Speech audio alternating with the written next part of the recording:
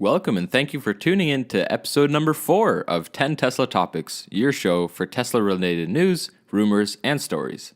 My name is Max Maurice, and during today's episode, I'll fill you in on 10 Tesla topics from Saturday, January 28th to Tuesday, January 31st, 2017. The topics discussed today are the following: an Autopilot data thief. You can have a cleaner Tesla for cheaper. A cool new EV bike. The new quarter-mile record. Battery prices are dropping. Can you really repair a Tesla by yourself? New store in DC. A German supplier takes quite a hit. Trump makes Model 3 reservation holders quite unhappy. And topic number 10, Indiana is up to no good. Topic number 1 comes from electric. So, Tesla has been gathering more data with their large fleet of vehicles equipped with the sensors. Last November, Tesla revealed that they have passed the 1.3 billion miles of data, which is just astounding. Now, why is this important right now? Well, Sterling Anderson was the former Autopilot program director, and he left Tesla. It wasn't really, reported because it was unveiled right as Tesla hired Chris Latner from Apple as vice president of Autopilot software, as mentioned in topic number 2 of episode number 3. Well, it turns out that Anderson left the company to start his own with Chris Urmson, the former head of Google's self-driving program. Unfortunately, we found out about their new company through a lawsuit, since Tesla is claiming that Anderson stole data from Autopilot program and tried to poach employees for leaving. Anderson and Urmson sent Electrek the following statement denying Tesla's claim. Tesla's meritless lawsuit reveals both a startling paranoia and an unhealthy fear of competition. This abuse of the legal system is a malicious attempt to stifle a competitor and destroy personal reputations. Aurora, which is the name of the new company, looks forward to disproving these false allegations in court and to building a successful self-driving business. So what Anderson and Urmson are claiming to be false allegations are pretty serious. In the suit, Tesla claims that Anderson and Urmson have been in discussion about creating a new company since the summer of 2016, even though Anderson announced that he was leaving in December 2016. Now, according to Tesla, he didn't close that he was leaving to create a competing company in the autonomous driving space, and therefore he wasn't terminated and was allowed to stay until the next software update. And during that time, Tesla alleges that he tried to steal 12 employees for his new company, and that 2 of them decided to follow him. Topic number 2 comes from electric. Now, Tesla introduced a small change for the current and future Tesla owners. Now, it's inevitable that with the levels of air pollution increasing in major cities across the world, the need for cleaner, safer, anything really is growing, right? I mean, it's just obvious. Well, powerful air filters are becoming a more and more popular feature in cars because of that. Now, if you weren't aware, Tesla has one of the most advanced in-car HEPA air filtration system in the world that blocks all gaseous pollutants from entering the cabin of its vehicles. Now, unfortunately, it was only available in the $3,500 premium upgrade package, but as of January 28th, Tesla made it available as a $750 aftermarket upgrade. Elon credited Google co-founder and Alphabet CEO Larry Page for turning him onto the idea of a stronger air filtration system for Tesla's vehicles, the Model S and X. Tesla says that it's about 10 times larger than a normal car filter, and that it claims it's 100 times more effective than premium automotive filters, and that it removes at least 99.97% of fine particulate matter and gaseous pollutants and bacteria and viruses and pollen and all the above, really. So, as mentioned, the HEPA air filtration system is now offered as a retrofit, so you can buy it online. So, this is from Tesla. Retrofit your Model X with the Enhanced Air Quality Package. This package includes bioweapon defense mode enabled with the new HEPA air filter. Replace your current filter with a HEPA filter that is capable of providing cleaner air within the Model X cabin when compared to the outside atmosphere. So, if you're a Model X owner, first of all, congratulations, that's awesome. But if you have a Model X without the HEPA air filter and you would like one, you can order one online and have it delivered to your local service center. As for Model S owners, sorry, but it's not quite available yet for the Model S. Topic number 3 comes from electric. So Alta Motors is an up-and-coming electric motorcycle manufacturer, and it unveiled the new version of its flagship Redshift, that's their motorcycle, last week that could broaden their market. Alta's Redshift was only offered as an all-electric supermoto motocross. Not too familiar with motorcycles, so maybe you know better or more than I do on that. But the latest version of the motorcycle is a new street tracker, which sounds pretty cool. And by the looks of it, I'm posting pictures right now. It looks pretty cool too, of course, which is the Redshift ST. Alta Motors, formerly known as BRD Motorcycles, is a small electric motorcycle startup based in Silicon Valley that managed to raise over $17 million in funding, including from Tesla's co-founders Mark Tarpenning and Martin Eberhard for a $4.5 million Series A round 2 years ago. Now you might be wondering, why am I talking about an electric motorcycle and not Tesla? Well, I am. I talked about how it's 10 Tesla-related news, and just as I mentioned, both Mark and Martin played a huge part in Tesla, so I think it counts. So unfortunately, they haven't released any specifications really of the new bike. It is likely to have similar features as the other Redshifts, the previous ones. Now, Alta's other street-legal Redshift, the SM, is only equipped with a 5.8 kilowatt-hour battery pack for about 50 miles of range. Hopefully, this new version will introduce, of course, a longer range option, if it makes it to production, that is. The company is bringing it to the One Moto Show next week in Portland, Oregon, and we should know more about that street tracker then. So if you're in the area, be sure to check it out. Topic number 4 comes from one of my favorite YouTube channels, Drag Times. So when Tesla introduced the P100D version of the Model S, with ludicrous mode that is, the Tesla Model S officially became a 10-second car. Now you might be asking yourself, Max, what on earth is a 10-second car? I thought the P100D can do 0 to 60 in less than 2.6 seconds. Well, a 10-second car is a car that can run a quarter mile in 10.999 seconds or less. The P100D Ludicrous's previous record before the new Easter egg was 10.76, which was achieved a few weeks ago before that, the new release of the vehicle.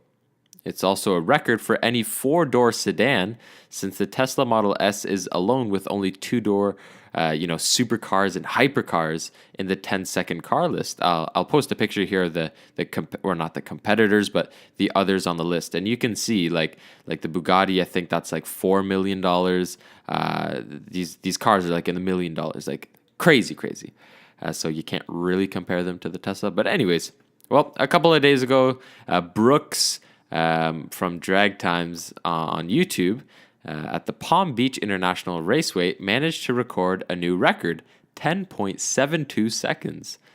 So here he is beating that record. That's pretty cool. So I can only imagine how, maybe 2 years from now, maybe I was going to say 10 years, but maybe 2 years from now, Tesla's got to make faster cars. They can't stop.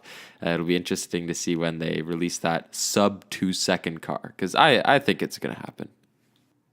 Topic number 5 comes from electric, and a new study published by McKinsey and Company looks into how automakers can move past producing EVs as compliance cars and drive electrified vehicles sales and profitability. So according to McKinsey, battery costs fell from roughly $1,000 per kilowatt in 2010 to about $227 per kilowatt hour in 2016. The company wrote in the report, Despite that drop, battery costs continue to make EVs more costly than comparable ICE cars. ICE is internal combustion engine, so just gas cars, in other words. Current projections put EV battery packs prices below $190 per kilowatt hour by the end of the decade and suggest the potential for the pack prices to fall below $100 per kilowatt hour by 2030. Now they're talking about complete battery pack cost and not just battery cells. Tesla is, of course, part of the automakers staying ahead of the battery game, if you will. So while McKinsey projects that battery packs prices will be below $190 per kilowatt hour by the end of the decade, Tesla claims to be below $90 per kilowatt hour since early 2016. That's how they managed to achieve almost a 30% gross margin on the Model S. Now you might be wondering how it looks for the Model 3. Well, Tesla aims to reduce the price of its batteries by another 30%, ahead of the Model 3 with the new 2170 battery cells in production at the Gigafactory. Topic number 6 comes from electric. So Tesla's president, John McNeil, says that they're working on opening the Right to Repair program, which aims to force electronic manufacturers to sell replacement parts and make their diagnostic and service manuals available to independent repair shops and customers, consumers. Now, a Tesla owner recently brought up the issue to Mr. McNeil on the Tesla Motors Club forum. I support Tesla, but I do not approve of some of their policies. I'm glad to see John McNeil and Tesla stepped up and did the right thing here. By the right thing here, he meant, he was referring to how they eliminated the performance restrictions. Now, if we can only get them to allow us to perform our own maintenance, which involves releasing service info and software as well as sell us parts. Also, if you purchase a salvage vehicle, they will not sell you parts at all. This will have to change if Tesla hopes to become a mass market.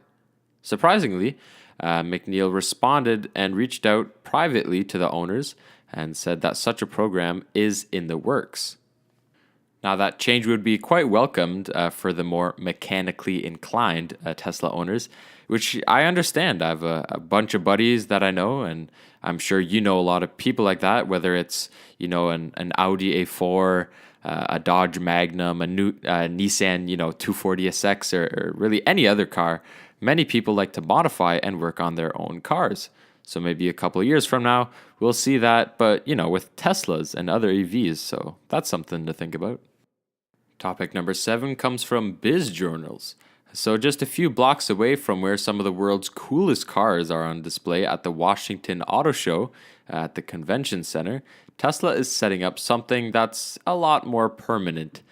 Tesla is opening a new 3,000 square foot showroom in City Center, DC, which is in downtown DC, relocating from its previous location. The new store is supposed to open this Friday. The mall that the new store will be in has also, stores like Hermes and Christian Dior and, all those fancies. And it'll also receive a lot more foot traffic than the former location, which is great, because that's kind of what Tesla relies on. So if you've never been into a Tesla store, it's quite an experience. It's really worth it. It's very, high tech with touch screens to help you see all the customizable options for the Model S and X.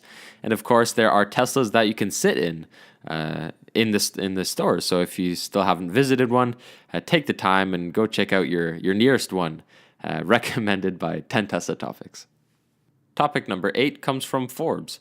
So last Tuesday, shares of SHW, a German maker of engine pumps and brake discs, plummeted when they announced that Tesla had canceled an order of parts worth more than $100 million.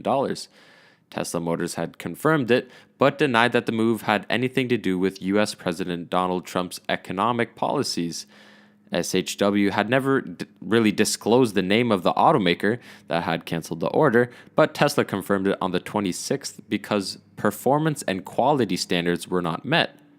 They say that they had to take drastic measures so that the production plans of the Model 3 were not endangered, which, thankfully, a lot of people want their Model 3.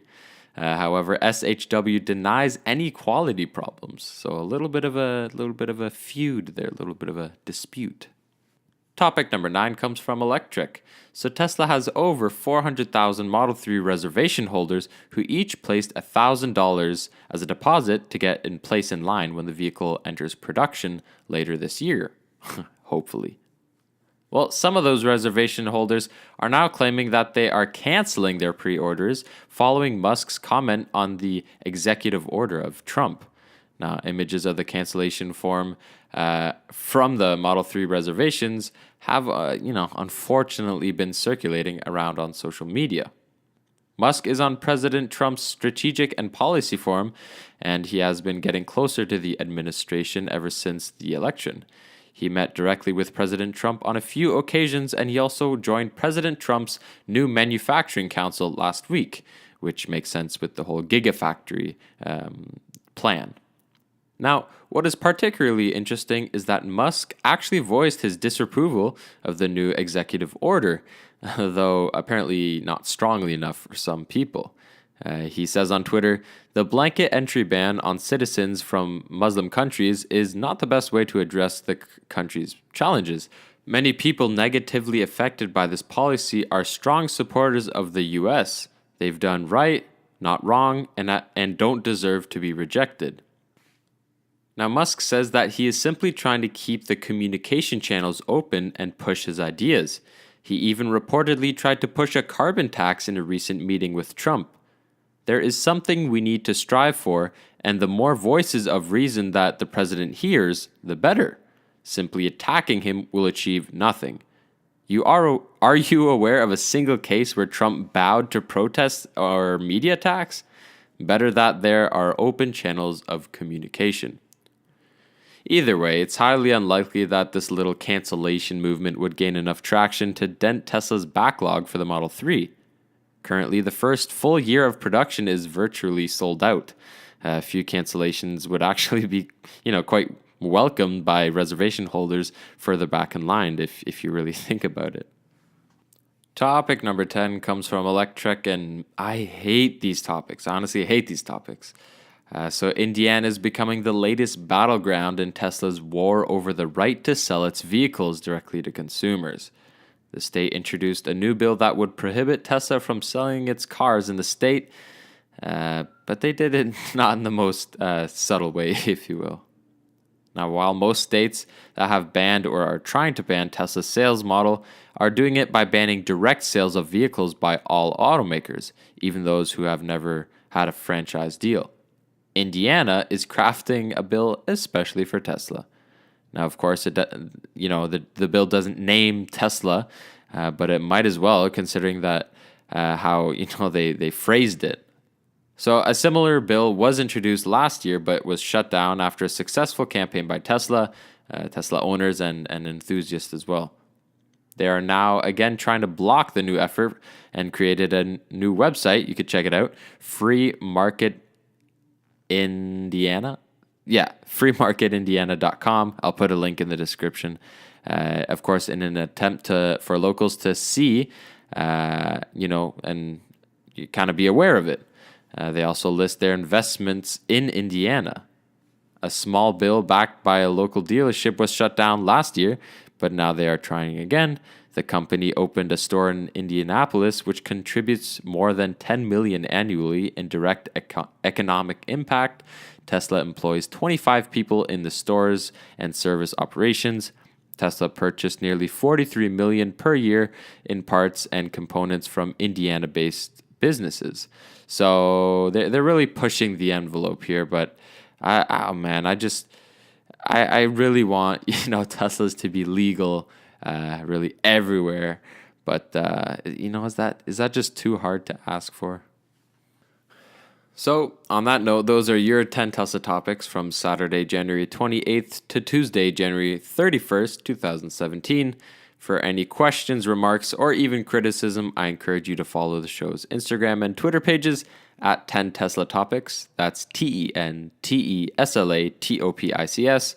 Or send me an email at 10teslatopics@gmail.com. That's TENTESLATOPICS@gmail.com. And, well, since it's on YouTube, I guess it'd be easier to just drop a comment. So if you have a question or a tip or anything, feel free to drop a comment and I will respond, guaranteed. So we'll see you right here next Saturday for the next show. Thank you for listening. And of course, have yourself a model excellent day.